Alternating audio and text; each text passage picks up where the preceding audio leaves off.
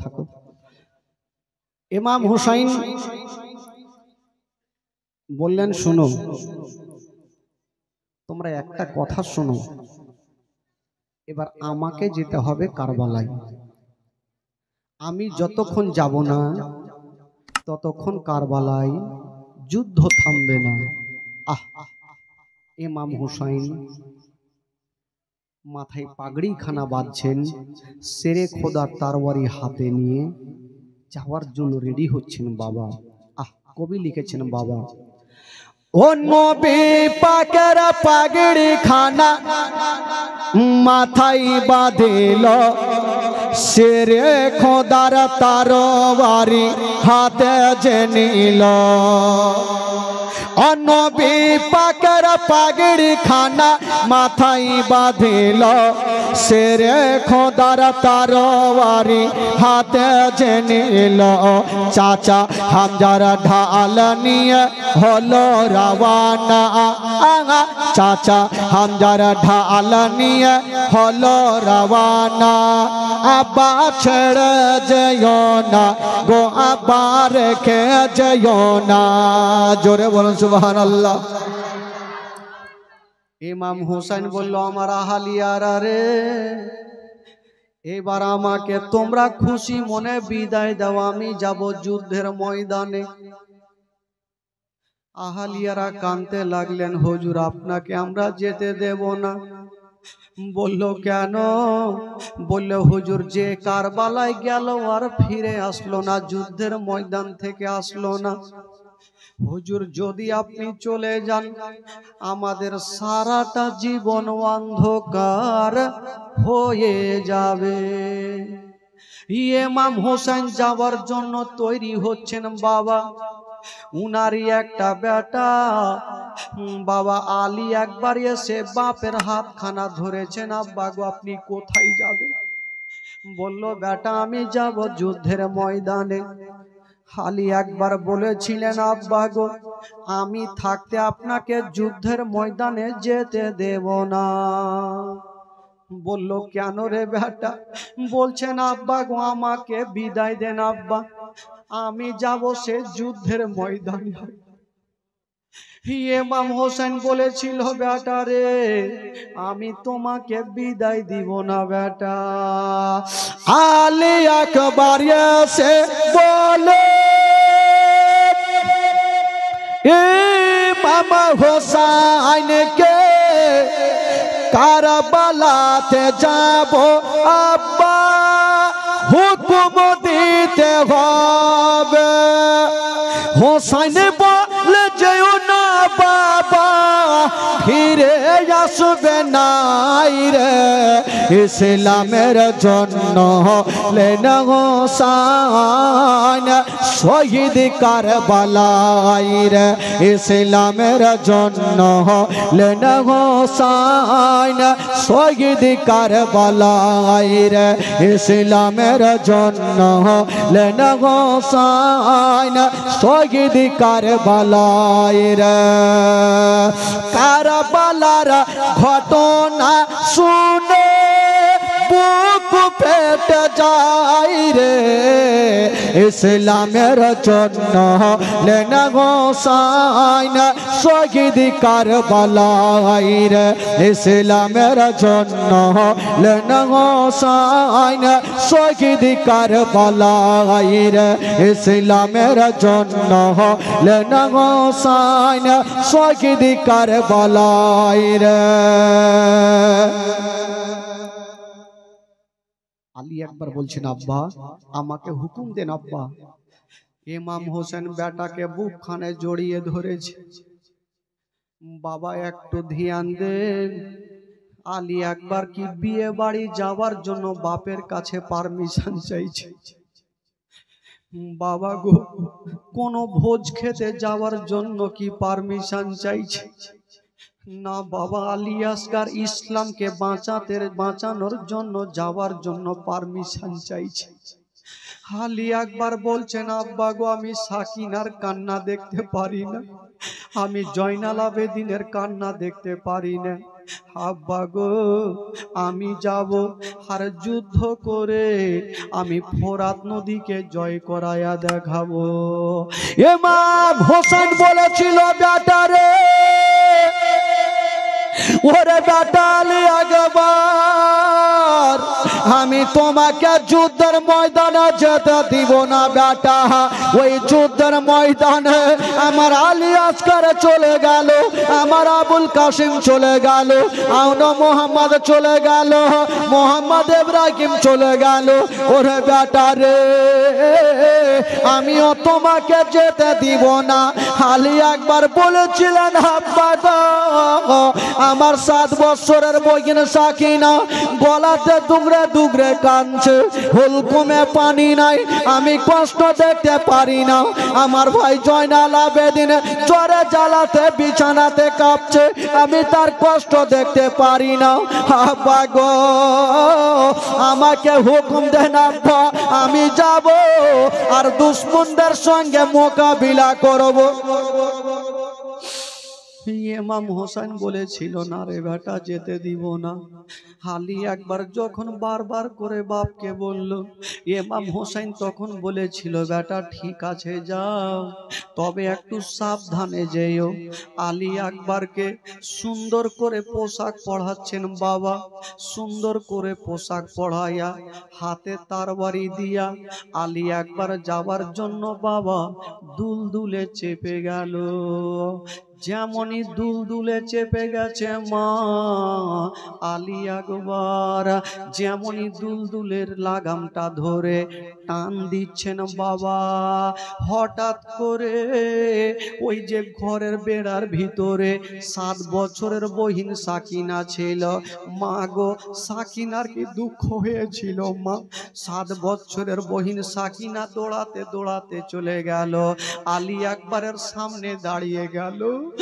আলী আকবরের সামনে দাঁড়িয়ে গেল। আলী আকবর বলছে বহিন সাকিনা বলো তুমি আমার সামনে কেন দাঁড়ালে? বলছে দাদা গো একটা কথা বলবো। ভাইরা দেখবেন যখন কোনো ভাই বিয়ে করতে যাবে গো, ছোট্ট বহিন কিছু পাওয়ার আশাতে ভাইয়ের সামনে দাঁড়িয়ে যাবে, ওই ভাই হয়তো ছোট্ট বহিনকে কিছু টাকা পয়সা দিয়ে যাবে।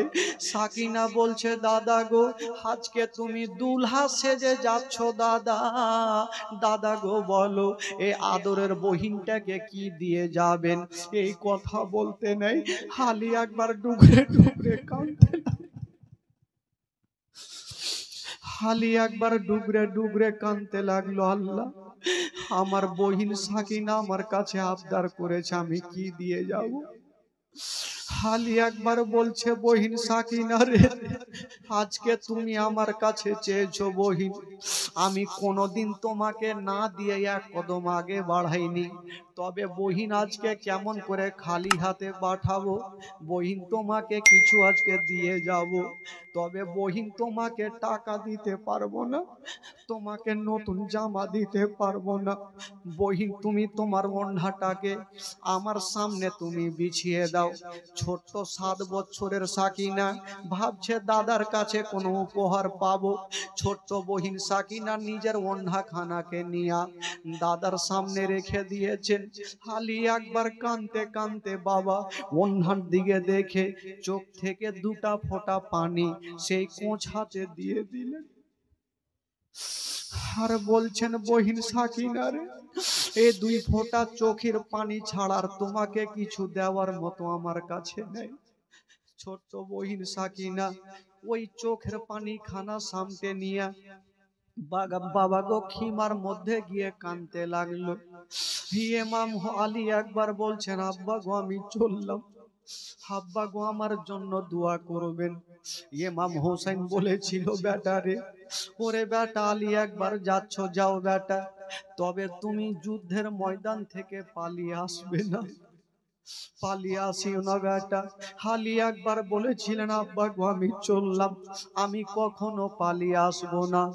একটু দূর আগিয়ে গিয়েছেন, আলী একবার আগে বাড়ে না, মদিনার দিকে মুখটা করে দাঁড়িয়ে গেছে। ইমাম হোসেন বলছে, বেটা রে মদিনার দিকে মুখটা কেন করে দাঁড়িয়ে গেছ আর কাঁদছো কেন বলো? আলী আসগার বলছেন, আব্বা গো আমি মদিনার দিকে দেখছি আব্বা, আর একজনের কাছে ক্ষমা চাইছি আব্বা। কার কাছে বেটা? বলছেন, আব্বা গো যখন আমি আসছিলাম আমার 11 বছরের বহিন সুগরা খাতুন আমার হাত ধরে কাঁদতে ছিল, ভাই আমাকে নিয়ে চলো, আমি ওয়াদা করেছিলাম বহিন আমি যদি ভালো থাকি 6 মাস পরে তোমাকে নিয়ে যাওয়ার ব্যবস্থা করব। আমার ভাগ্যে জুটলো না, আমি যাচ্ছি যুদ্ধের ময়দানে, ফিরে আসবো কি আসবো না, আমার বহিনের ওয়াদাটা আমি পূরণ করতে পারলাম না, তার জন্য মদিনার দিকে দেখছি আর বলছি, বহিন সুগুরা রে এই ভাইকে তুমি ক্ষমা করে দাও, এই ভাইকে তুমি ক্ষমা করে দাও। আলী একবার মদিনার দিকে মুখ করে হাতটা তুলেছে আর দোয়া করছেন, আল্লাহ আমার সুগরা বেটিকে সাহস দেও, আল্লাহ ক্ষমা চাইছে, বহিন আমাকে ক্ষমা করে দাও, আমি তোমাকে আনতে পারলাম না। বাবা এই কথা বলে আলী একবার দুলদুলের লাগামটা টেনে দিয়েছেন। বাবা যেমন লাগামটা টেনেছে বন্ধুরা সবাইকে ক্ষমা করে দিয়া, সবার কাছ থেকে ক্ষমা চেয়ে নিয়া বাবা দুলদুলে লাগামটা টান দিয়া দিল। যেমন টান দিয়েছেন বন্ধুরা, ও গো মা বোনেরা, ও গো সোনা মানিকেরা, ওই দুলদুল যেন পৌঁছে গেল যুদ্ধের ময়দানে। যেমনই যেতে নাই ওই দিকে হাজার হাজার সৈন্যরা বাবা গো চতুর্দিকে তীর ফারসা নিয়েছিল। আলী আকবর সে দুলদুলে বাবা দাঁড়িয়ে গেল, যুদ্ধের ময়দানে দাঁড়িয়ে গেল, হাতে তরবারি খানা, ডাক দিচ্ছেন ওরে দুশ্মনেরা, আলী আসগারকে শহীদ করে দিয়া এটা বাহাদুরির কাজ নয় রে, আবুল কাসিমকে শহীদ করে দিয়া এটা বাহাদুরের কাজ নয় রে, একবার আমার কাছে আয়, আমি ইমাম হোসেনের বেটা, আমি নবী বংশের ছেলে, আমি জান দিয়ে দেব, জীবন দিয়ে দেব, একটাকে ও জিন্দা রাখবো না। এই করে ধিক্কার মারছে। একদিকে 22,000 সৈন্য, আলী আকবরের মোকাবিলাতে কেউ আসে না। একটা দুশ্মন দুরাচার চলে আসলো, বললো ও গো ইমাম হোসেনের বেটা আলী আকবর, বললো তুমি কেন এসেছো? বলে তোমাদের মাথা কাটবো বলে। এই কথা বলতে নাই বাবা হাতে ছিল তরবারি খানা, ওই দুশ্মন বাবা এত জোরে চালিয়ে দিল, যেমন চালিয়েছে বন্ধুরা আলী আকবর ঢালে এড়ে নিল, আলী আকবর চালালো, দুশ্মনের মাথাতে গলায় পড়ে গেল, মুন্ড কেটে জাহান্নামে পৌঁছা গেল। কয়েকজন চলে আসিল আলী আকবরের মোকাবিলাতে, কেউ টিকতে পারে না, কেউ থাকতে পারে না। ও যুবক বন্ধুরা আলী আকবর বলেছিল, ওরে দুশ্মনেরা আমার মোকাবিলাতে চলে আয়, একটাকে ও জিন্দা রাখবো না। বাবারা ভাইরা ওই দিকে ইমাম কি বলে ইবনে সাদের লোকেরা বাবা মিটিং বসিয়ে দিল, আলী আকবরের মোকাবিলাতে একটা একটা করে যাব না, একই সঙ্গে চলো আমরা হামলা করে দেব। ও যুবক বন্ধুরা একই সঙ্গে বাবা গো হামলা করে দিল, যেই মতো তীর বৃষ্টি বর্ষণ হয় সেই মতো তীর বর্ষণ হচ্ছে বাবা, হাতে লাগে টেনে দেয়, পায়ে লাগে টেনে দেয়, মাথায় লাগে টেনে দেয়, পেটে লাগে টেনে দেয়, এত তীর মারে। আলী আকবর বলেছিল, ওরে দুশ্মনেরা একটা একটা করে যদি আসিস আমি কাউকে জিন্দা রাখবো না। তারা একই সঙ্গে চলে আসিল, ইমাম আলী আকবর বলেছিল আমি জিন্দা রাখবো না, হাতে ছিল তরবারি খানা, বাবা চালাতে আরম্ভ করে দিল, যেই দিকে চালিয়ে দেয় দুই চারটা কেটে জমিনে পড়ে যায়। বাবা গো ভাইরা আলী আকবরের কি বলে নবী বংশের রক্ত যার শরীরে আছে গো, তার সাথে কেউ টিকতে পারে না, কেউ আসতে পারে না। একটা দুশ্মন দুরাচার কথাই বলে ভাই, মারলে মার খেতে হয়। এক দুশ্মন দুরাচার একখানা বল্লম চালিয়ে দিল। যেমনই বল্লম চালিয়েছে বাবা, ওই বল্লম খানায় এসে লাগবি তো লাগ আলী আকবরের নাভিতে ঢুকে গেল। আলী আকবর দুলদুলে থাকতে পারলেন না, বাবা জমিনে মা বলে পড়ে গেল। ওই দুশ্মনেরা চলে আসিল। দুশ্মনেরা বলল, এক কাজ করো, আলী আকবরকে জিন্দা রাখা যাবে না, কারণ আলী আকবরের চেহারা আমার নবীর মতো দেখতে ছিল। আলী আকবরকে নিশানি থেকে মিটিয়ে দেব, নবীর নিশানিকে রাখা যাবে না। ওই দুশ্মন দুরাচারেরা বাবা গো ওই আলী আকবরের ওপরে ঘোড়া চালিয়ে দিয়েছেন বন্ধুরা। যেমনই ঘোড়া চালিয়েছেন বাবা, 22,000 সৈন্য একজনের লাশের ওপর দিয়ে যদি যাই বাবা, বলুন তার অবস্থা কি হতে পারে। আলী আকবরের ওপর দিয়ে দুলদুল চালিয়ে দিল বাবা গো। যেমনই চালিয়েছে, হাত কেটে হাতের মাংস গুলা একদিকে গেল, মাথার মগজ গুলা একদিকে গেল, বডি হার পাসলি পাসলি হয়ে চতুর্দিকে ছিটিয়ে গেছে, কোনো নিশানি নাই। বেরাদার বন্ধুরা, ইমাম হোসেন দৌড়াতে দৌড়াতে গেল। যেমনই গিয়েছেন বাবা, আলী আকবরকে দেখা যায় না, শুধু চতুর্দিকে মাংস মাংস পড়ে আছে। ইমাম হোসেন বেটার মাংস গুলাকে কুড়াচ্ছে, হাতখানাকে কুড়াচ্ছে, পাখানাকে কুড়াচ্ছে, মাংস গুলাকে কুড়িয়ে কুড়িয়ে একটা জায়গাতে জমা রেখেছে। বলুন বাবা, নিজের বেটার অবস্থা দেখে যদি কোনো বাপ সহ্য করতে পারবে না। ইমাম হোসেন বাবা গো সমস্ত দেহকে এক জায়গাতে করে বাবা গো গামছাতে করে খিমার মধ্যে নিয়ে গেল।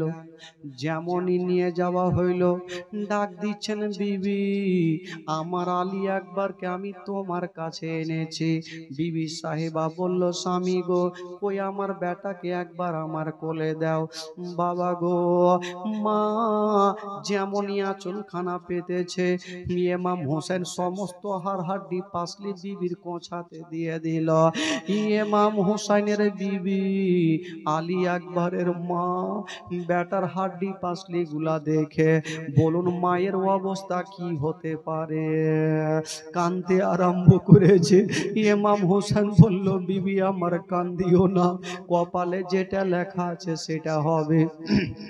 দাও বেটাকে দাও, আমি নিয়ে যাব কারবালায় দাফন করব। বাবা গো ইমাম হোসেন রাদিয়াল্লাহু তাআলা আনহু বেটার ওই হাড় পাসলি গুলাকে নিয়ে গেল, আর কারবালায় কবর তৈরি করা হইল, আর সেই জায়গাতে দাফন করা হলো।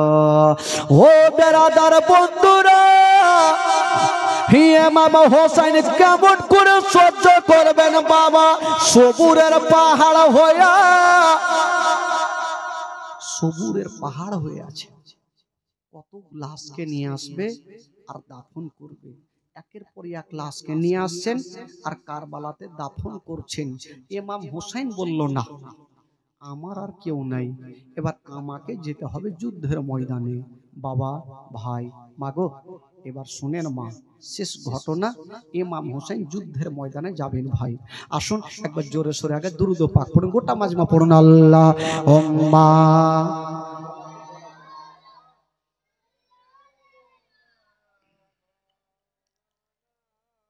মুহাম্মদ ওয়া আলা আলি সাইয়্যিদিনা মাওলানা মুহাম্মদ। আল্লাহুম্মা সাল্লি আলা সাইয়্যিদিনা মাওলানা মুহাম্মদ ওয়া আলা আলি সাইয়্যিদিনা মাওলানা মোহাম্মদ একবার গোটা মাজমা বলুন তো সুবহানাল্লাহ। দুই হাত তুলে গোটা মাজমা পিছন থেকে বলুন ইয়া রাসূলুল্লাহ। আচ্ছা আপনাদের ঘুম লাগছে নাকি গো? ঘুম লাগলে আমিও ভাগবো। মান্টু শেখ মসজিদের জন্য এসি দান করবেন।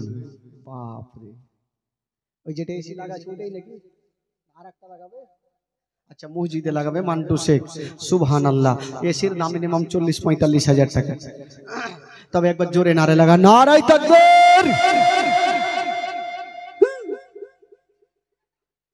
হুড় কিনে একটু জোরে লাগান ভাই, মোহাব্বতে লাগান। নারায়ে তাকবীর, নারে রিসালাত, নারে হায়দারি। মান্টু শেখ ভাই আমার একটা এসির দাতা।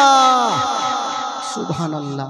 দেখেন ভাই, নামাজ যেই জায়গাতে নামাজ আদায় হবে ভাই, কত ঠান্ডা, এসির ঠান্ডা। সুবহানাল্লাহ।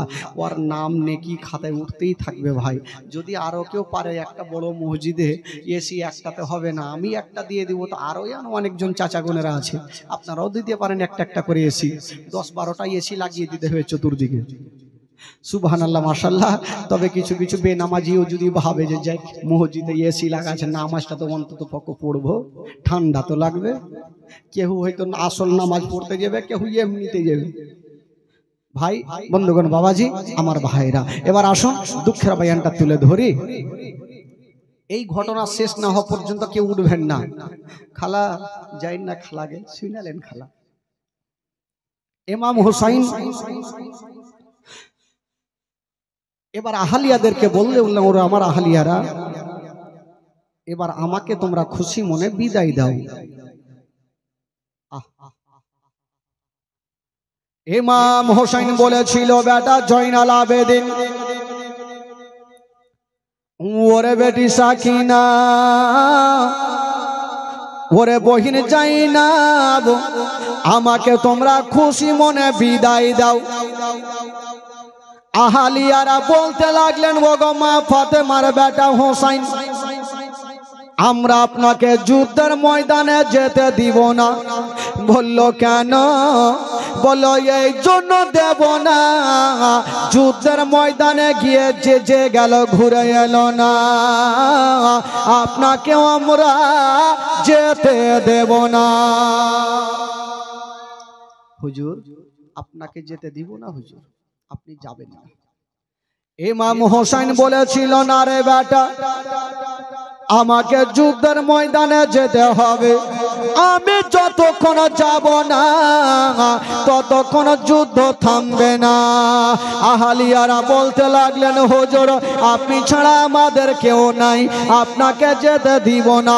আবুল কাসিম চলে গেল, আউন মোহাম্মদ চলে গেল, আলী আকবর চলে গেল, আপনাকে আমরা যেতে দিব না।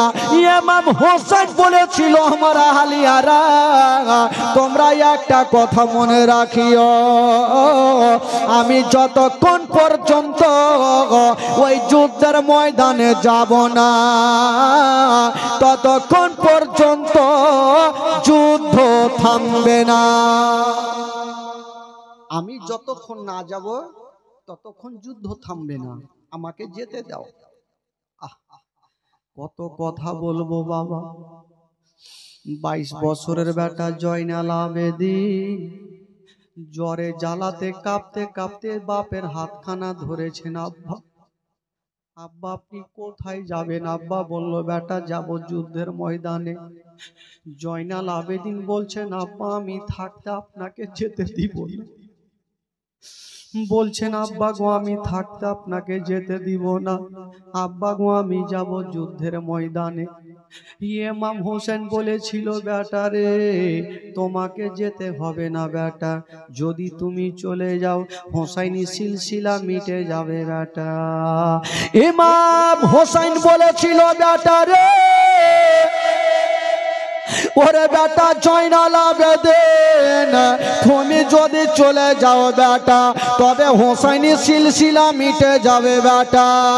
আমি তোমাকে যেতে দেব না, তুমি থেকে যাও বেটা। তবে একটা কথা শোনো ওরে বেটা জয়নাল আবেদিন, এই যে আমার বেটি সাকিনা থাকলো, তোমার মা থাকলো, তোমার বহিনারা থাকলো, তুমি দেখভাল করিও। এই কথা বলে দিয়া ইমাম হোসেন বাবা গো মাথায় পাগড়ি খানা বেঁধে নিয়েছেন, শেরে খোদা তার বাড়ি হাতে নিয়া বাবা গো যাবার জন্য রেডি হচ্ছেন বন্ধুরা। ও যুবক বন্ধুরা, ও গো মা বোনেরা, যুদ্ধের ময়দানে যাওয়ার জন্য বাবা সবাইকে ক্ষমা করে দিয়া, সবারই কাছে ক্ষমা চেয়ে নিয়া ইমাম হোসেন যেন বাবা দুলদুলে চেপে গেল। মা একটু শুনেন মাগো, ইমাম হোসেন দুলদুলে চেপে গেছে ভাই। আহ, সবাই দেখতে আছে, জয়নাল আবেদিন দেখছে, শহর বানু দেখছেন, জাইনাব দেখছেন, উম্মে কুলসুম দেখছেন। আজকে মা ফাতেমার বেটা হোসাইন যাচ্ছে যুদ্ধের ময়দানে। আল্লাহ ঘুরে আসবে কি আসবে না সবাই দেখছেন আর কাঁদছে। ইমাম হোসেন বলেছিল আমার আহলিয়ারা তোমরা চোখের পানি ফেলিও না, তোমরা কান্দিও না, তোমরা আল্লাহর কাছে দোয়া করো আমি যেন যুদ্ধের ময়দানে কামিয়াব হতে পারে। ও যুবক বন্ধুরা, হায়রে ইমাম হোসেন রাদিয়াল্লাহু তাআলা আনহু বাবা গো সবাইকে ক্ষমা করে দিয়া, সবারই কাছে ক্ষমা চেয়ে নিয়া দুলদুলের লাগামটা টান দিচ্ছেন বাবা। যেমন টান দিচ্ছেন বন্ধুরা, ওই দুলদুল পাথরের মতো দাঁড়িয়ে গেল। ওই দুলদুল এক কদম আগে বাড়াই না, দুলদুল পাথরের মতো দাঁড়িয়ে গেল, এক কদম আগে বাড়াই না। কেন জানেন? কেমন করে আগে বাড়াবে বাবা? ইমাম হোসেন দুলদুলের লাগামটা টান দিচ্ছেন, আর ওই দুলদুলের সামনের জোড়া পা 7 বছরের বেটি সাকিনা জড়িয়ে ধরে আছে। সাকিনা কাঞ্ছার বলছে দুলদুল রে আমার আব্বাকে নিয়ে যেও না, আমার আব্বাকে নিয়ে যেও না। ওরে দুলদুল যে গেল ফিরে এলো না, আমার আব্বা হয়তো ফিরে আসবে না। দুলদুল আমার আব্বাকে নিয়ে যেও না। তবে সাকিনা ধুলাতে গড়াগড়ি দিচ্ছে আর বলছে দুলদুল রে যদি আমার আব্বা জানকে নিয়ে যাও তবে আমার বুকের ওপরে পা রেখে যাও। ওই দুলদুল ভাবছেন আল্লাহ যদি আমি এক কদম আগে বাড়াই তবে সাকিনার বুকের ওপরে পা চেপে যাবে, সাকিনা বাঁচবে না। আল্লাহ আমি এক কদম আগে বাড়াবো না। ওই চোপায়া জানোয়ার দুলদুল বাবা এক কদম আগে বাড়বে না। ইমাম হোসেন বলল দুলদুল রে তুই কি নারাজ হয়ে গেলি রে, তাড়াতাড়ি করে নিয়ে চলো, আমি যতক্ষণ পর্যন্ত যাব না ওই কারবালার যুদ্ধ থামবে না। বাবা গো ওই দুলদুল বাবা পাথরের মতো দাঁড়িয়ে গেল। দুলদুল বলছেন আল্লাহ গো ও গো রব্বুল আলামিন আমি কার কথা শুনবো আল্লাহ? আমি ইমাম হোসেনের কথা শুনবো না 7 বছরের বেটি সাকিনার কথা শুনবো? আল্লাহ আমার জবান খানা খুলে দাও, আমি যেন মা ফাতেমার বেটা হোসেনের সঙ্গে কথা বলতে পারি। দুলদুলের জবান খানা খুলে গেল। দুলদুল বলছেন ও গো মা ফাতেমার বেটা হোসাইন আপনি আমাকে পানিতে ঝাঁপ দিলে আমি পানিতে লাফিয়ে যাব, আগুনে ঝাঁপ দিতে বললে আমি আগুনে পড়ে যাব। কিন্তু আজকে কেন চলি না? হুজুর একবার আমার পায়ের দিকে তাকিয়ে দেখে আমার পায়ে কে পড়ে আছে। ইমাম হোসেন নজর করে দেখছেন বন্ধুরা, 7 বছরের সাকিনা উটের পা জড়িয়ে ধরে আছে। ইমাম হোসেন উঠ থেকে নেমে গেল, বেটিকে টেনে বুকে লাগিয়েছে। মারে, মা তুমি কাঁদছো কেন মা? আব্বা গো, আব্বা আমাকে ছেড়ে যাবেন না আব্বা, আমি আপনাকে যেতে দিব না আব্বা। 7 বছরের বেটি যদি বাপের হাতখানা ধরে বাধা দেয়, ওই মা বাপের এক কদম আগে বাড়বে না মা। আব্বা গো আপনি যাবেন না।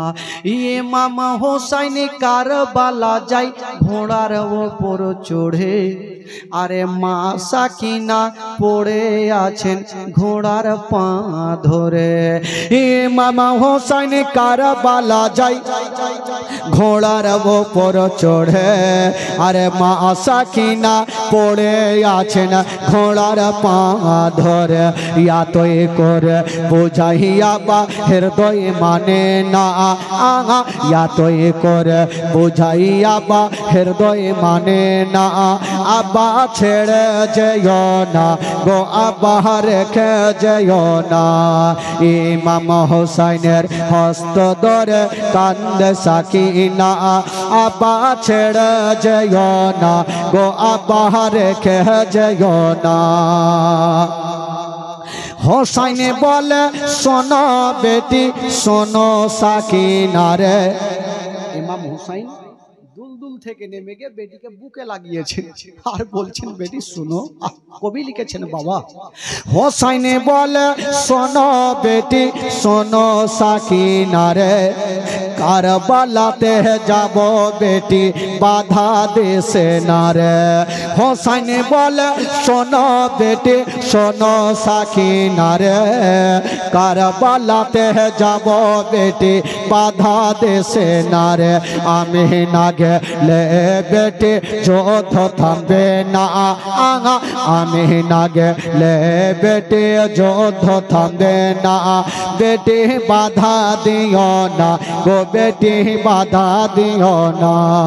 ইমাম হোসেনের হস্ত ধরে কান্দে সাকিনা, আব্বা ছেড়ে যেও না গো, আব্বা রেখে যেও না।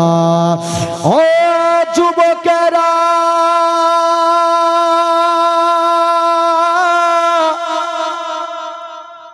ও গো মা গো, 7 বছরের সাকিনা বাপের হাতখানা ধরে বলছেন আব্বা গো আপনি যাবেন না আব্বা, হে আমাকে ছেড়ে যাবেন না আব্বা, আমার ভাই চলে গেল। আব্বা গো আপনিও যদি চলে যান আব্বা, আমি কাকে আব্বা বলে ডাকবো? কে আমাকে বুকখানে লাগাবে? আব্বা গো আমার 3 দিন থেকে হুলকুমে পানি নাই আব্বা, তবু আব্বা আপনাকে যেতে দিব না। ইমাম হোসেন বেটিকে বুক কানে ধরে সান্ত্বনা দিয়ে বলছে মারে তুমি চোখের পানি ফেলিও না, কান্দিও না রে মা, কান্দিও না, আমি যতক্ষণ পর্যন্ত যাব না ওই কারবালার যুদ্ধ থামবে না। মা আমাকে যেতে দাও মা। সাকিনা বাপের হাতখানা ছাড়ে জড়িয়ে ধরে আছে, আব্বা আপনি যাবেন না আব্বা। ইমাম হোসেন দেখছেন বেটি আমার হাত ছাড়ে না, আর ওই দিক থেকে ইবনে সাদের লোকেরা ধিক্কার মেরে মেরে ডাকছে হোসেনকে। ইমাম হোসেন তখন ডাক দিচ্ছেন বহিন জাইনাবকে, বলছেন ওরে বহিন জাইনাব, এই যে আমার আদরের বেটিকে তোমার হাতে সঁপে দিয়ে গেলাম, আজ থেকে ছেলের বাবা তুমি, মা তুমি, এই ছেলের আদর যত্ন করিও, এই মেয়েটার দেখভাল করিও। চাই না সাকিনাকে বুকখানে রেখে নিয়েছেন বাবা, বুকখানে ভরে নিয়া খিমার মধ্যে চলে গেল। আর ইমাম হোসেন বাবা দুলদুলে চেপে গেল। যেমন দুলদুলে চেপে গেছে গো, দুলদুলের লাগামটা টেনে দিয়েছেন। যেমনই টেনেছেন বাবা, ওই দুলদুল বাবা গো চলতে লাগলো। বাবা যুদ্ধের ময়দানে পৌঁছে দিল। ইমাম হুসাইন যুদ্ধের ময়দানে পৌঁছে গেল। আর যেমনই পৌঁছে যাওয়া, ওইদিকে ইবনে সাদ বলল, ওরে তোরা কে আছিস রে? এবার ইমাম হুসাইন চলে এসেছে, মা ফাতেমার কলেজার টুকরা চলে এসেছে, তোরা এবার তৈরি হয়ে যা। ইমাম হুসাইন বলল, দাঁড়াও। ওরে ইয়াজিদের সৈন্যরা, আমার সঙ্গে তোরা মারপিট করবি, যুদ্ধ করবি? তবে করবি ঠিক আছে, আমাকে 5টা মিনিট সময় দাও, একটু তোমাদের সামনে কিছু আলোচনা করব। সবাই এইভাবে বসে গেছেন। তারা ভাবছেন আজকে এই ইমাম হুসাইন আমাদের কি বলবে। কি বলেছিলেন বাবা 10ই মুহররমের দিনে? ইমাম হুসাইন বলেছিল, ওরে ইয়াজিদের সৈন্যরা, তোমরা কি জানো না আমি হলাম বিশ্ব নবীর নাতি রে? তোমরা কি জানো না যেই নবী মুস্তাফা আমাকে এত ভালোবেসেছিল?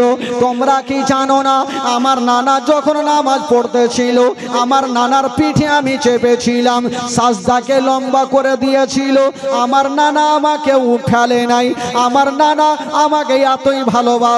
তোমরা কি জানো না যেই নবীর কালেমা পড়ে তোমরা মুসলমান হয়েছো? তোমরা কি জানো না আমার নবীর শান কত আছে, আমার নানার শান মজেজা কত আছে? ইসরাফিল ফারিস্তা যখন বাঁশিতে ফু দেবে দুনিয়া ধ্বংস হয়ে যাবে, মন্দির মসজিদ সব ধ্বংস হয়ে যাবে, আমার নানার রওজা ধ্বংস হবে না। ৭০,০০০ ফারিস্তারা এসে আমার নানাকে নিয়ে যাবে হাসরের ময়দানে। আমার নানা যতক্ষণ যাবে না ততক্ষণ কিয়ামতের বিচার বসবে না।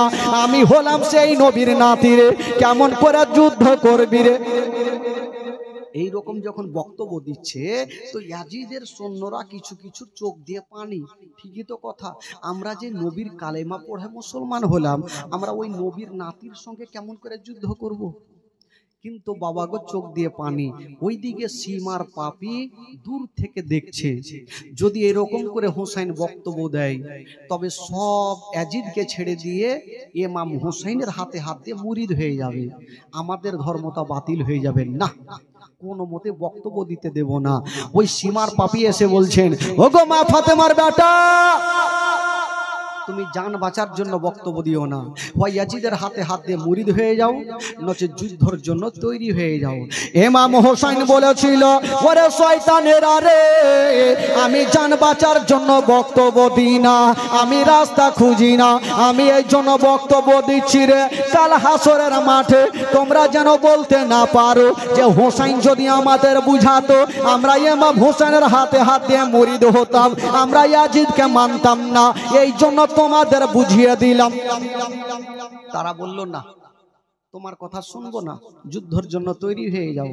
কথা বলতে নাই বাবা 10ই মুহররমের দিনে, মা শুনেন মা, 10ই মুহররমের দিনে ইমাম হুসাইনের হাতে ছিল তরবারিখানা।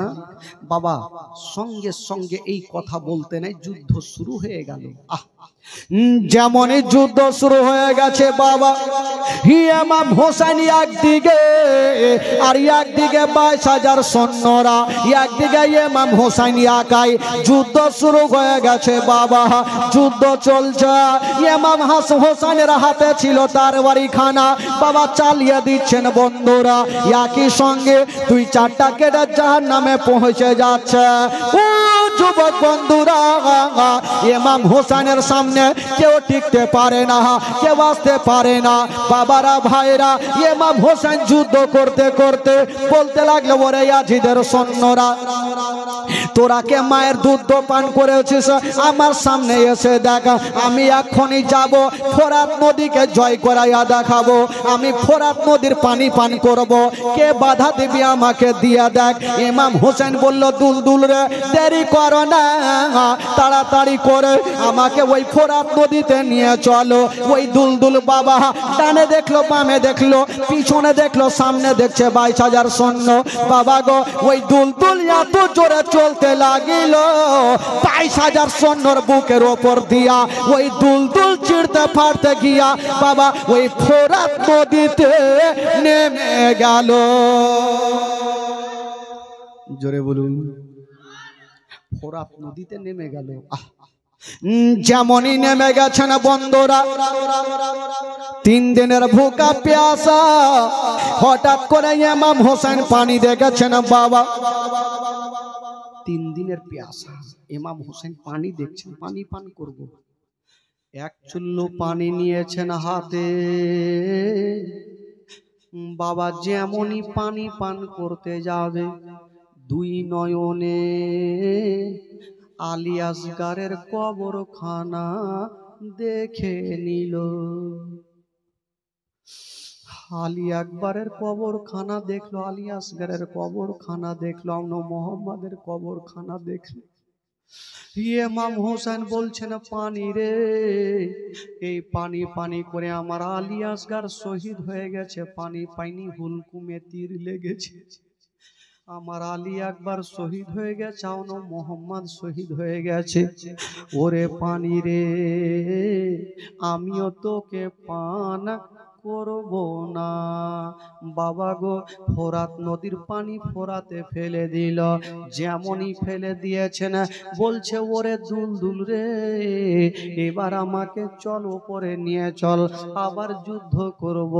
ইমাম হোসেন যেমনই ওপরে উঠতে নাই, ওইদিকে ইবনে সাদ বলল শোনো, ইমাম হোসেন পানি পান করেছে, ইমাম হোসেন পানি পান করেছে, এবার সবাই তোমরা তৈরি হয়ে যাও। বাবা গো সবাই তৈরি হয়ে গেছে, খোদার কসম 1 ফোঁটাও পানি পান ইমাম হোসেন করে না। যেমনই তৈরি হয়ে গেছে বাবা ইমাম হোসেন, যেমনই ওপরে উঠেছেন বাবা, চতুর্দিক থেকে তীর বর্ষা শুরু হয়ে গেল। সেই মতো বাবা তীর বৃষ্টি বর্ষণ হয়, সেই মতো তীর বর্ষণ শুরু হয়ে গেছে বন্ধুরা। এত তীর চালাই, এত তীর চালাই। ইমাম হোসেনের হাতে ছিল তরবারি খানা বাবা, কলার গাছের মতো ঝুড়ে দেয় বাবা গো। ইমাম হোসেন একটা কেব জিন্দা রাখে না, একাই কত যুদ্ধ করবে গো। ইয়াকে দুরাচার একখানা তীরে নিশানা করে বাবা গো চালিয়ে দিয়েছেন গতিবেগে। যেমনই চালিয়ে দিয়েছেন বাবা তীরে খানা, ওই তীর খানা গতি বেগে এসে লাগবি তো লাগ। ইমাম হোসেনের হাতে লাগলো না, পায়ে লাগলো না, মাথায় লাগলো না, ওই তীর খানা এসে ইমাম হোসেনের চোখের কোণাতে লেগে গেল। যেমনই চোখের কোণাতে লেগেছে মা, অন্ধকার হয়ে গেল, রাস্তা দেখা যায় না। ইমাম হোসেন দুলদুল থেকে চলে আসলো, জমিনে শুয়ে গেছে। যেমনই শুয়ে গেছে মা, 3টা লোক দৌড় দিয়ে আসলো, আর ইমাম হোসেনের ওপরে চেপে গেল। একজন চেপেছে পায়ের ওপরে, একজন চেপেছে জাঙের ওপরে, আর একজন চেপেছে সিনার ওপরে। 3টা লোক চেপে গেছেন বাবা। মা গো, একটা লোকের ওপরে যদি 3টা বড় লোক চেপে যায়, বলুন তার অবস্থা কি হতে পারে মা? ইমাম হোসেন বাবা গো জমিনে শুয়ে আছে, 3টা লোক চেপে গেছেন বন্ধুরা। 3টা লোক চেপে আছে, আর ইমাম হোসেন যে মাটিতে পড়েছে। ইমাম হোসেন যে দুলদুলটা ছিল, ওই দুলদুলটা চতুর্দিকে ঘুরতেছে, আর চোখ দিয়ে পানি। ইমাম হোসেন বলল দুলদুল রে, আর দেরি করো না, আমার আহলিয়াদেরকে খবরখানা করে দে যে ইমাম হোসেন যুদ্ধের ময়দানে কামিয়াব হয়ে গেছে। যাও রে দুলদুল কইও রে খবর আমার হালিয়া যেন আর কান্দে না যাও রে দুলদুল দিও রে খবর আমার হালিয়া যেন আর কান্দে না মনের দুঃখ মনে রইল দুলদুল মনের দুঃখ মনে রইল মদিনা যাওয়া হলো না হয়ে দুলদুল রে আমার হালিয়াদেরকে খবর খানা করে দে ওই দুলদুল বাবা চতুর্দিকে ঘুরছে বন্ধুরা আর ওই তিনটা লোক ইমাম হোসেনের উপরে চেপে গেছেন বাবা ইমাম হোসেন বলল শোনো গো আমার উপরে যে তিনটা লোক চেপেছ আমার গলাটা কেটা কাটবে আচ্ছা তোমরা যে তিনটা লোক আমার উপরে চেপেছ আমার গলাটা কে কাটবে যেই লোকটা সিনার উপরে বসেছিল ওই লোকটা বলছেন ওগো মা ফাতেমার বেটা হোসাইন আমি ছাড়া তোমার গলা কেউই কাটতে পারবে না ইমাম হোসেন বলেছিল এক কাজ করো তবে তোমার সিনার বুতামটাই একবার খুলো বলল কেন আমার নবী বলেছিল আমার নাতিরে তোমার গলাটা যে ব্যক্তি কাটবে তার সিনাতে একটা লম্বা শিগরি দাগ থাকবে বলে তোমার জামাটা খোলো যেমনই জামাটা খুলেছেন বাবা ঠিকই দেখছেন সিনাতে লম্বা শিগরি দাগ ইমাম হোসেন বলল ভাই রে তুমি ঠিকই বলেছ তুমি ছাড়া আমার গলা কেউই কাটতে পারবে না তবে ভাইরে শুনো তুমি তো গলা কাটবে বাবা গো যেই লোকটা সিনাতে বসেছিল সেই লোকটার নাম হইল সীমার পাপি বাবা গলাই বসে কি বলে সিনাতে বসে গেছে ইমাম হোসেন বলল শোনো ওগো সীমার আচ্ছা আগে বলো এখন টাইম কটা বাজে তখন তো ঘড়ি ছিল না বাবা সীমার কানটা খাড়া করে দেখছে শুক্রবারের দিনে বাবা জুমার আজান হচ্ছে সীমার পাপি বলল গো মা ফাতেমার বেটা হোসাইন এখন জুমার আজান হচ্ছে ইমাম হোসেন বলল সীমার রে আমাকে 5টা মিনিট সময় দাও আমি নামাজ আদায় করব আমার মার নামাজ কাজা নেই আমার বাপের নামাজ কাজা নেই দাদার নামাজ কাজা নেই আমি আমার সাদা খাতাতে লাল কালির দাগ পড়তে দেব না সীমার বলল না তোমাকে নামাজ পড়তে দেব না ইমাম হোসেন কেতাবে লিখছেন বাবা পাছড়া পাছড়ি করে ইশারা ভাবে ইমাম হোসেন 2 রাকাত নামাজ আদায় করলেন বাবা গো যেমনই নামাজ পড়েছেন বাবা আল্লাহর কাছে দোয়া করছেন আল্লাহ আমি ভালো করে নামাজ আদায় করতে পারলাম না যেইভাবে পড়লাম আল্লাহ আমার নামাজটাকে তুমি কবুল করে নিও বাবা গো এই কথা বলতে নাই এবার ইমাম হোসেন বলল ওরে সীমার রে এবার তুমি ছোরা চালাও ওই সীমার পাপি বাবা ছোরা খানা নিয়া ইমাম হোসেনের গলাতে চালাতে আরম্ভ করেছে যেমনই চালাচ্ছে বাবা গো ইমাম হোসেনের গলা কাটে না বাবা গো যেমনই গলা কাটে না সীমার বাবা ছোরা খানাকে চালিয়ে দিল ছোরা খানা বাবা গো ওই পাথরে পড়েছে পাথর পর্যন্ত 2 খণ্ড হয়ে গেল সীমার ভাবছেন জানি না ইমাম হোসেনের গলা যেই ছোরাতে কাটে না ওই ছোরা পাথর পর্যন্ত 2 খণ্ড করে দিল জিজ্ঞেস করছেন ওগো মা ফাতেমার বেটা হোসেন আপনার গলাটা কেন কাটে না ইমাম হোসেন বলেছিল সীমার রে যেই জায়গাতে তুমি ছোরা চালাচ্ছ কিয়ামত পর্যন্ত যদি চালাও আমার গলা কাটতে পারবে না বলল কেন কারণটা কি বলো বলেছিল সীমার রে যেই জায়গাতে তুমি ছোরা চালাচ্ছ ওই জায়গাতে আমার নানা চুমা দিয়েছে যে জায়গাতে তুমি ছোরা চালাচ্ছ আমার নানা সেই জায়গাতে চুমা দিয়েছে রে বলে ছোরা কাজ হয় না তাহলে মা ফাতেমার বেটা হোসেন তবে কোথায় ছোরা চালাবো ইমাম হোসেন দেখে দিচ্ছে, শুনো তুমি একটু ওপরের দিকে ছোরা চালাও, ছোরা কাজ করে যাবে। আবার ছোরা খানাকে নিয়েছে বাবা, যেমনই একটু ওপরে চালিয়েছে, ছোরা যেমনই চালিয়েছে বাবা, ইমাম হোসেনের মাথায় একদিকে হয়ে গেল, বডি একদিকে গেল। সকলে পড়ুন, ইন্না লিল্লাহি ওয়া ইন্না ইলাইহি রাজিউন। বাবা গো, 10ই মুহররমের দিনে ইমাম হোসেন কারবালায় শহীদ হয়ে গেল। 10ই মুহররম দিনে জুমার ওয়াক্তে কারবালাতে ভেসে গেল হোসেনের রক্তে। জোরে বলুন সুবহানাল্লাহ, আরো জোরে। 10ই মুহররম দিনে জুমার ওয়াক্তে কারবালাতে ভেসে গেল হোসেনের রক্তে। আজ সেই দিন মোদের, আজ সেই দিন মোদের জগৎকে কান্দাই রে। ইসলামের জন্য লেন হোসেন শহীদ কারবালায় রে। ইসলামের জন্য লেন হোসেন শহীদ কারবালায় রে। ইসলামের জন্য লেন হোসেন শহীদ কারবালায় রে।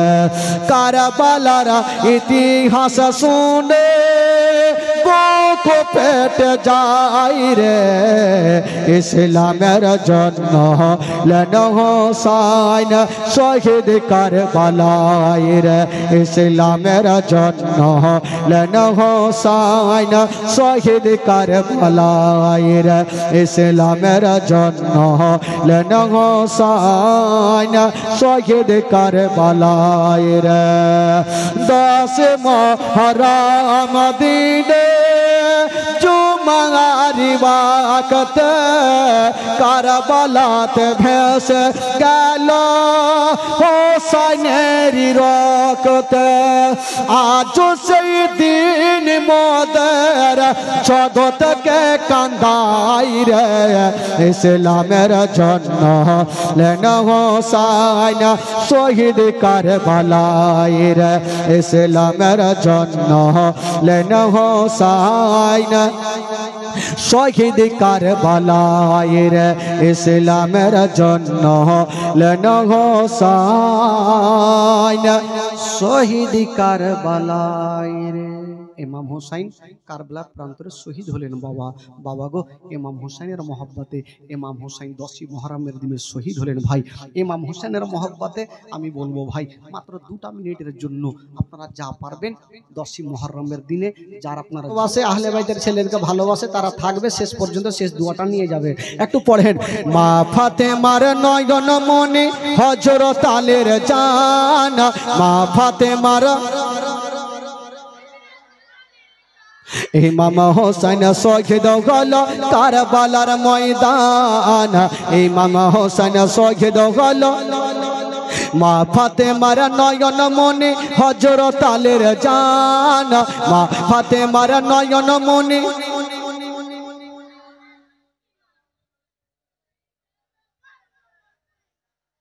মনে হয়েছে আমি কবরস্থানে জীবনী বলছি।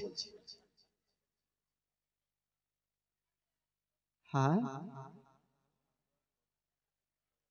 এই কেন রে বাবা, 4 দিনে খাসতে গেল, কালকেও তো ফের জালসা আছে, কালকেও শুনবেন ভাই। একটু মন দিয়ে পড়েন, আজকে আপনাদেরকে বেশি জাগাবো না, যেহেতু কালকে আবার শুনতে হবে। তো 2টা বাজতে চললো, 1:45, একদম 2টাতে পাক্কা শেষ হয়ে যাবে, এখান থেকে বাড়ি পৌঁছে যাবেন 2টাতে। তো একটু মন খুলে পড়েন ভাই, শেষের সময় একটু গোটা মাজমা বলুন তো সুবহানাল্লাহ, আরো জোরে বলুন। হ্যাঁ, একটু আমার সাথে পড়েন।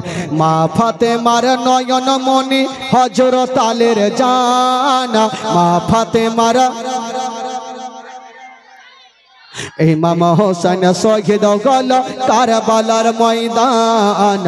ইমাম হোসেন শহীদ হল ও দয়াল নবীর জবানে করবো হেলার বয়ানে, দয়াল নবীর জবানে করবো হেলার বয়ানে, আমাদের রাসূল শহীদ হল হাদিসে ফরমান, ইমাম হোসেন শহীদ হল কারবালার ময়দান, ইমাম হোসেন শহীদ হল মা ফাতেমার নয়ন মনি, জোরে মা ফাতেমার নয়ন মনি, ইমাম হোসেন শহীদ হল কারবালার ময়দান।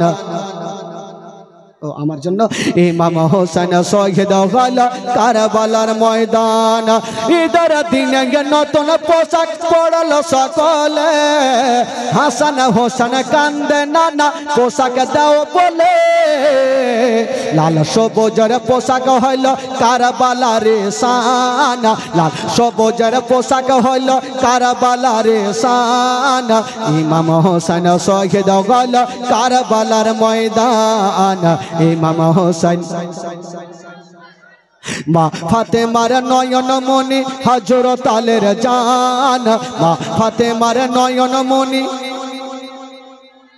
ইমাম হোসেন শহীদ হলো, ইমাম হোসেন শহীদ হলো কারবালার ময়দান। জোরে বলুন সুবহানাল্লাহ। গোটা মাজমা একটু হাত তুলে বলুন তো সুবহানাল্লাহ। যাকে ভাই জীবনে আর বাড়ি হেলাম নাই, আপনারা চোখ এবার ঘুম চলে এসছে। আয়েশা 500 টাকা দিয়েছে, সুবহানাল্লাহ মাশাআল্লাহ। তবে ভাই আজকের মতো শেষ করি, কালকে আপনাদের আবার জাগতে হবে, আবার জালসা শুনতে হবে। ভোজপুরি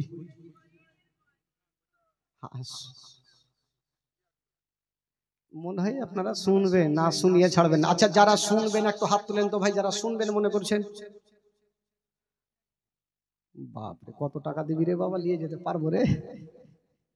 আচ্ছা যখন শুনবেন ভাই, তো শুধু 2টা মিনিট একটা ঘটনা শোনাবো, মাত্র 2 থেকে 5 মিনিট, যে সাকিনাকে কোথায় নিয়ে যাওয়া হলো।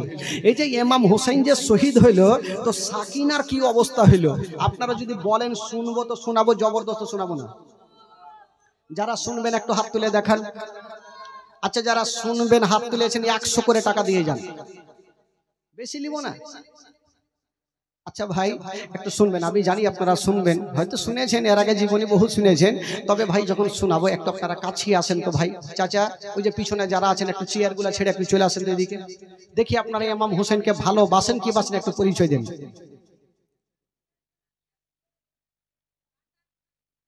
যদি হ্যাঁ করা থাকে তো আসবে না। ওই যে পিছনে যারা বসে আছে ভাই, ওইদিকে যারা পিছনে প্যান্ডেলের পিছনে যারা বসে আছো ভাই একটু চলে আসেন তো। একটা মারাঠি, একটা ভোজপুরি, একটা গুজরাটি, একটা ইংরেজি, একটু চলে আসেন ভাই। ওই যুবকেরা একটু চলে আসো ভাই, চলে আসো। হ্যাঁ চলে আসেন।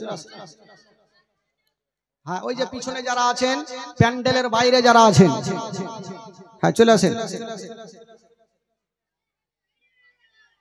হে পাগলা বিড়ি বিড়ি করছিস, মনে হয় বিড়ি খুবই খাস তোরা রে।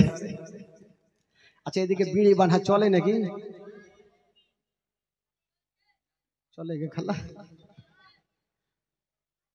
আচ্ছা তাহলে বিড়িটাও শুনাইতে হবে। তো ভাই আগে সাকিনার একটা ঘটনাটা শুনেলেন ভাই, কাজে জানি না হয়তো আমার মা বহিনেরা বলবে যে সাকিনার যে এত কষ্ট হলো, তো সাকিনার কি হলো, অবস্থা কি হয়েছিল। ভাই বন্ধুগণ বাবাজি, মাত্র 5 থেকে 7 মিনিট লাগবে। ইমাম হুসাইন রাদিয়াল্লাহু তাআলা আনহু কারবালার প্রান্তরে শহীদ হলেন বেরাদার। যেমনই শহীদ হলেন বাবা, ওই ইমাম হুসাইনের দুলদুল বাবা খালি দুলদুল ফিরে যাচ্ছে খিমার দিকে। ওই দিকে সাকিনা বাবা দেখতে পাচ্ছে দুলদুল চলে আসছেন। মা গো মনে হয় আমার আব্বা জানা চলে আসছে। মা একটু কাছাকাছি হইল, তাকিয়ে দেখছেন মা গো দুলদুল আছে গো, দুলদুলের ওপরে কাউকে দেখা যায় না, কেবল দুলদুলের চোখ দিয়া ঝরঝর করে পানি ঝরে যাচ্ছে। কাছাকাছি হইল, সবাই বুঝে গেল ইমাম হোসেন আর ঘুরে আসলো না। সবাই কাঁদতে আরম্ভ করেছেন।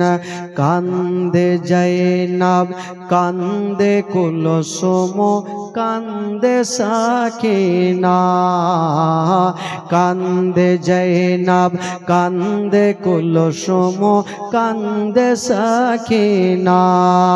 খালি দুলদুল ফিরে এলো, খালি দুলদুল ফিরে এলো, হোসেন এলো না।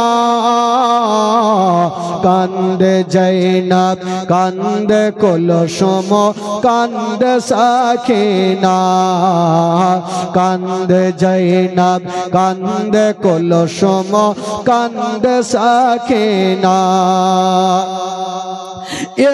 ইমামের পরীক্ষা তুমি নেবে কতবার, নেবে কতবার। ইমামের পরীক্ষা তুমি নেবে কতবার, নেবে কতবার।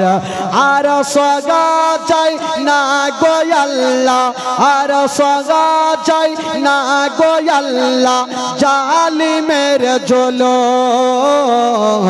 কান্দে জাইনাব, কান্দে কুলসুম, কান্দে সাকিনা, কান্দে জাইনাব, কান্দে কুলসুম, কান্দে সাকিনা। খালি দুলদুল ফিরে এলো, খালি দুলদুল ফিরে এলো, হোসেন এলো না। কান্দে জাইনাব, কান্দে কুলসুম, কান্দে সাকিনা। জোরে বলুন সুবহানাল্লাহ। খিমার মধ্যে সবাই কাঁদতে থাকলো। সাকিনা বাপের জন্য গড়াগড়ি দেয়। 22 বছরের বেটা জয়নাল আবেদিন গড়াগড়ি দিচ্ছে, জাইনাব কাঁদছেন, সাকিনা কাঁদছে। বাবা গো, সবাই যারে যার হয়ে কাঁদছে। তবে বাবা গো, ইমাম হোসেন যখন শহীদ হয়ে গেল, বাবা গো, জাইনাব দেরি করলেন না। এক পা দুই পা করে ইমাম হোসেনের পার্শ্বে গিয়ে দাঁড়িয়ে গেল। যেমনই দাঁড়িয়ে গেছে বাবা, এই জন্য দাঁড়িয়ে গেছে, জাইনাব মনে করছেন আল্লাহ আমার ভাই হোসেন শহীদ হয়ে গেল, আমার ভাই হোসেনের লাশটাকে আমি চুরি করতে দিব না। বাবা গো, যেমনই দাঁড়িয়ে ছিল বাবা, হঠাৎ করে দেখছেন রাত্রি অন্ধকারে, আশুরার রাত্রে অন্ধকারে কে যেন বাবা দুলদুলে চেপে চলে আসছে। যেমনই চলে আসছে বাবা, জাইনাব বলছেন কে আছো গো, আমার ভাইয়ের দিকে আসিও না, আসিও না, আমার ভাইয়ের লাশকে যদি তোমরা ছুঁয়ে নাও, আমি জাইনাব কথা দিলাম ফাসাদ বেঁধে আমিও যুদ্ধের ময়দানে নেমে যাব। এই কথা বলতে নাই আওয়াজ এসে গেল, জাইনাব রে তোমাকে ফাসাদ বাঁধতে হবে না। জাইনাব কানটা খাড়া করে শুনছে, আল্লাহ এটা তো আমার মায়ের গলা লাগে, আমার মা কি চলে এসেছে। বাবা গো, দুলদুল দাঁড়িয়ে গেল, আর ফাতেমা বাবা গো দুলদুল থেকে নেমে গেল। জাইনাব বলছেন মা গো তুমি এসে গেছো মা। ফাতেমা বলছে হ্যাঁ রে বেটি আমি এসে গেছি মা। ওরে বেটি রে তোমাকে একটা কথা বলি, আমার হোসাইনের কলেজাতে তীর লাগেনি রে মা, আমার কলেজাতে লেগেছে রে মা। বলছেন আব্বা গো, আব্বা গো আপনি এসেছেন আব্বা, কখন আসলেন আব্বা? বলছেন বেটি জাইনাব রে যখন থেকে যুদ্ধ চলছে রে মা, তখন থেকে আমরা যুদ্ধ দেখতেছিলাম মা। আব্বা গো আপনি কেন আসলেন না আব্বা, একবার হায়দারি ডাক কেন মারলেন না? ইমাম শেরে খোদা আলী বলেছিলেন, শোনো মা, আমি যদি ডেকে নিতাম তবে মারে মাস্টার দাই প্রশ্ন, মা উত্তর দেয় না রে মা।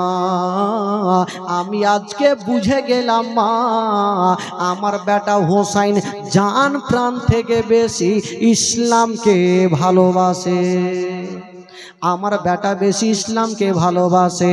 এই কথা বলে দিয়া মা ফাতেমা বলছে, বেটি আমি চললাম। জাইনাব বলছেন, মা গো তুমি এসেছো মা, একবার আমাকে বুকখানে জড়িয়ে ধরে নাও মা, আমাকে একবার বুকখানে জড়িয়ে ধরে নাও মা। বলল, না রে মা না, তোমরা কান্দিও না রে মা, সবুর করো। এই কথা বলে দিয়া ফাতেমা চলে গেলেন। যেমনই চলে গেছেন বন্ধুরা, জাইনাব পিছনে তাকিয়ে দেখছেন খিমার মধ্যে আগুন লেগে গেছে, আগুন জ্বলছে বাবা। জাইনাব মনে করছেন, আল্লাহ এখানে আমার ভাইয়ের লাশ পড়ে আছে, খিমার মধ্যে আগুন জ্বলছে, খিমার মধ্যে বাচ্চা ছেলেরা আছে, জানি না তাদের কি হবে। বাবা গো দৌড়িয়ে চলে গেল। যেমনই খিমার মধ্যে যাচ্ছে দেখছেন বাবা সবাই বেরিয়ে চলে এসেছে, কিন্তু বেরাদার বন্ধুরা এখন পর্যন্ত বাবা গো ওই জয়নাল আবেদিন বেরিয়ে আসে না, জয়নাল আবেদিন বেরিয়ে আসে না। জাইনাব বলছেন, আল্লাহ আমার কি বলে জয়নাল আবেদিন মনে হয় শেষ হয়ে গেল, মনে হয় আর বাঁচবে না। বাবা গো জাইনাব বলছেন, আল্লাহ তুমি জয়নাল আবেদিনকে বাঁচিয়ে নাও। জাইনাব বলছেন, আল্লাহ গো আমি আগুনে ঝাঁপ দিয়ে দেব, ফাঁসাদ বেঁধে। বাবা গো জাইনাব আগুনে ঝাঁপ দিয়ে দিল। যেমনই আগুন থেকে বাবা গো জয়নাল আবেদিনকে নিয়ে আসেল, তাকিয়ে দেখছেন বন্ধুরা ওই জাইনাবের ওই কাপড় তো দূরের কথা, এখন সুতা পর্যন্ত আগুনে পুড়ে না, সুতা পর্যন্ত পুড়ে না। বাবা গো এবার জয়নাল আবেদিন চলে আসিল। ওই জাইনাব সবার দিকে দেখতেছে, সবার দিকে দেখতেছিল বাবা। হঠাৎ করে দেখছেন বন্ধুরা সাকিনা যেন মাটিতে গড়াগড়ি দেয়, আর কান দিয়া যেন রক্ত ঝরে যাচ্ছে। সাকিনার কান দিয়ে রক্ত, উম্মে কুলসুমের কান দিয়ে রক্ত। জাইনাব বলছে, ব্যাপার কি তোমাদের রক্ত কেন? বলছেন, ফুফুজান আপনি যখন গিয়েছিলেন আমার বাবা হোসাইনের লাশকে জোগাতে, তখন ইয়াজিদের সৈন্যরা খিমাতে ঢুকে গিয়া আমাদের কানের নল পর্যন্ত ছিঁড়ে নিয়েছে, আমাদের নাকের নল পর্যন্ত ছিঁড়ে নিয়েছে। তারা মায়া করেনি, দয়া করেনি।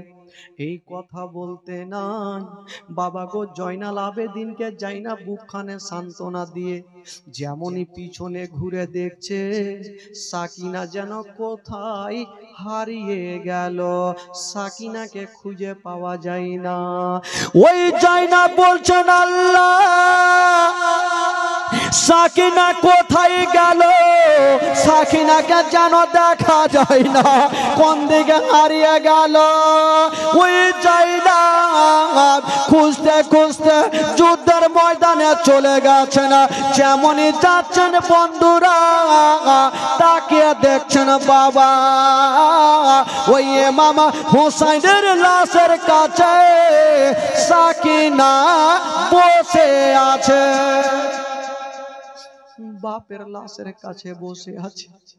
7 বছরের বেটি সাকিনা বাপের লাশ খানা দেখছে আর চোখ দিয়ে পানি যায় না। বলছেন, বেটি তুমি কাঁদছো কেন?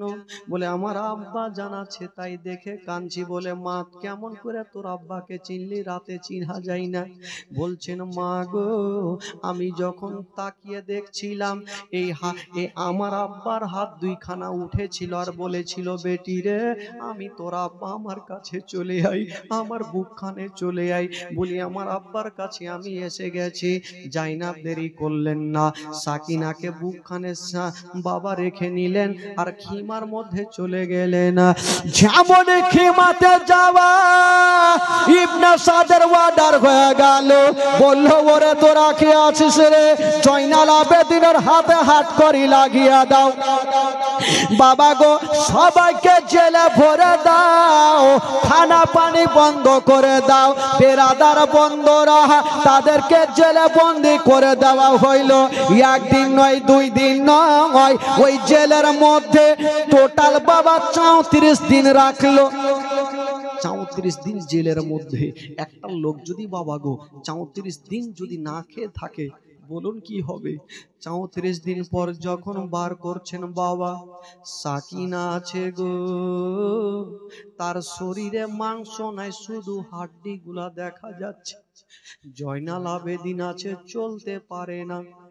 ওই লোকজন বলল এক কাজ করো, ইনাদেরকে নিয়ে চলো ইয়াজিদের রাজধানী ইয়াজিদের কাছে। তবে কি করা যাবে? লোকজন বলল ও গো ইবনে সাদ, আমরা ইনাদেরকে নিয়ে যাব, ইমাম হোসেনের লাশটাকে কি করব? বলল এক কাজ করো, বডি খানাকে নিতে হবে না, একখানা বল্লম নিয়ে আসো আর ইমাম হোসেনের মাথাকে বল্লমের নোকের ওপরে রেখে দাও, উঁচা করে নিয়ে চলো। বাবা গো বল্লম নিয়ে আসা হইল, ইমাম হোসেনের মাথা মোবারককে রেখে দেওয়া হইল। বাবা গো কি বলে জয়নাল আবেদিনের হাতে হাত করি বাবা গো বেঁধে দিয়ে সবাইকে নিয়ে যাচ্ছে। সাকিনা চলতে পারে না। সাকিনা যখন চলতে পারে না, হঠাৎ করে বন্ধুরা ওই দুরাচার দুশ্মনেরা ছোট্ট ছোট্ট মেয়েদের ওপরে দয়া ময়া হয় না, বলল এক কাজ করো, এই ছোট্ট মেয়েটা চলতে পারে না, এক কাজ করো, কেউ উটের ওপরে বেঁধে নাও।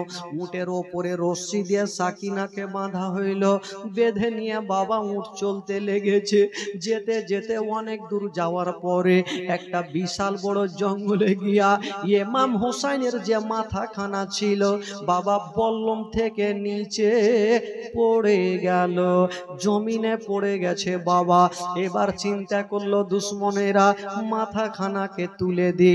যেমনই মাথা তুলছে বাবা, ইমাম হোসেনের মাথা তুলতে পারে না।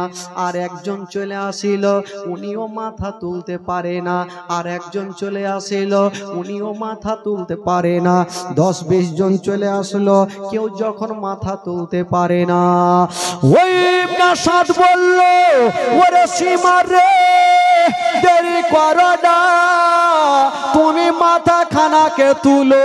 ওই সীমার পাপিয়া ইমাম হোসেনের চুলখানা ধরে যেমনই উঠার চেষ্টা করে গো, ওই মাথা খানাকে তুলতে পারে না।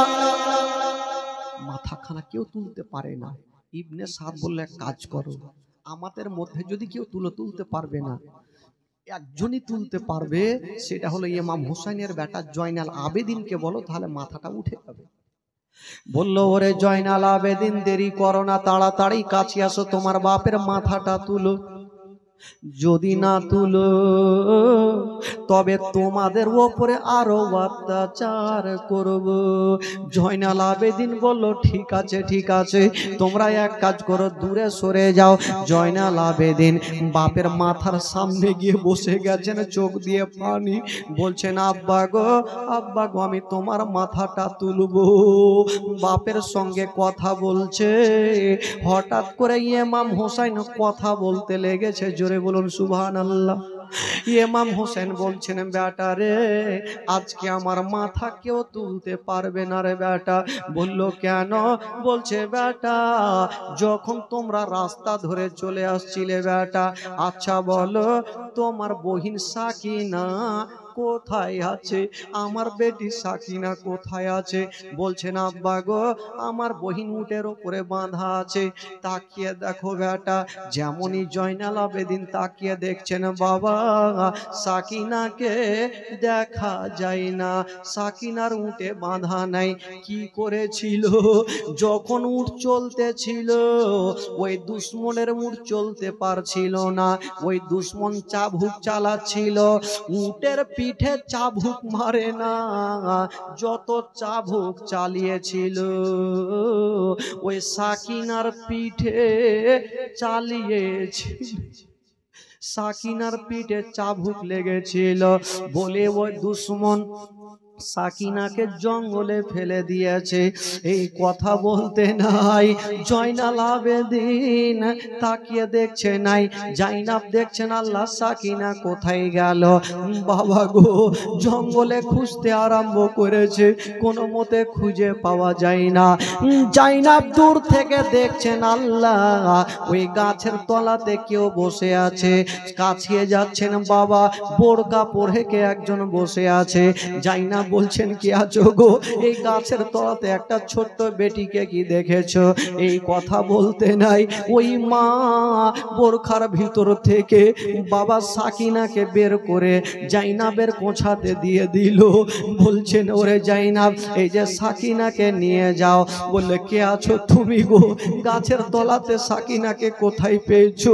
বাবা যেমনই নজরটা তুলে দেখছেন বাবা, ওই গাছের তলাতে অন্যজন ছিল না। ওই গাছের তলাতে জান্নাতের রানী মা ফাতেমা বসেছিলেন। মা ফাতেমা বসেছিলেন, বলেছিলেন বেটি জাইনাব রে, আমি সাকিনার কষ্ট দেখতে পারলাম না, তাই সাকিনাকে ধরে একটু সান্ত্বনা দিচ্ছিলাম। বাবা গো, সাকিনা আছে মুখে কথা বলতে পারে না, গোটা পিঠ দিয়ে যেন রক্তর ঝর্ণা ঝরে যাচ্ছে। যুবক বন্ধুরা, ওগো আমার ভাইরা, মা বোনেরা, এবার বেরাদার যেমনই ওই ইমাম হোসেনের লাশের কাছে নিয়ে গেল, সঙ্গে সঙ্গে ইমাম হোসেনের মাথাটা উঠে গেল। যেমনই উঠে গেল বাবা, এবার নিয়ে চলে যাচ্ছেন বন্ধুরা, নিয়ে চলে যাচ্ছেন মাথা মোবারকাতে। যেতে যেতে হঠাৎ করে বন্ধুরা একটা জায়গাতে রাত্রি লাগলো। একজন ইহুদি এসে বলল, ওগো তোমরা কোথায় যাবে বলো? বলে আমরা ইয়াজিদের কাছে যাব।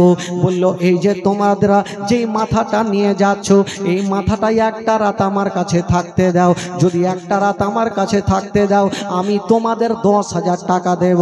লোকজন বলল জানি না, একটা রাত্রে যদি 10,000 পাই তবে দেব না কেন, তাতে মাথা আমাদের কোনো কাজে আসবে না। ইমাম হোসেনের মাথাকে দিয়ে দিল। বাবা গো, যেমনই দিতে নাই 10,000 টাকা নিয়ে নিল। ওই মাথা ওই ইহুদি নিজের বাড়িতে নিয়ে গেল। যেমনই নিয়ে যাওয়া হইল, সুন্দর করে ধুয়ে মুছে বাবা গো জায়নামাজে রেখে দিল। আর জায়নামাজে যেমনই রেখেছেন বাবা, মনে হচ্ছে ইমাম হোসেনের শরীর থেকে বাবার রোশনি বের হয়ে ওই ইহুদির গোটা ঘর আলো হয়ে গেছে। গোটা ঘর আলো হয়ে গেল। ওই ইহুদি বাবা গো ইমাম হোসেনকে সাক্ষী রেখে মাথাকে সামনে রেখে দিয়া সঙ্গে সঙ্গে কালেমা শাহাদাত পড়লেন, লা ইলাহা ইল্লাল্লাহ, জোরে লা ইলাহা ইল্লাল্লাহ, লা ইলাহা ইল্লাল্লাহ মুহাম্মাদুর রাসূলুল্লাহ সাল্লাল্লাহু আলাইহি ওয়াসাল্লাম। আল্লাহুম্মা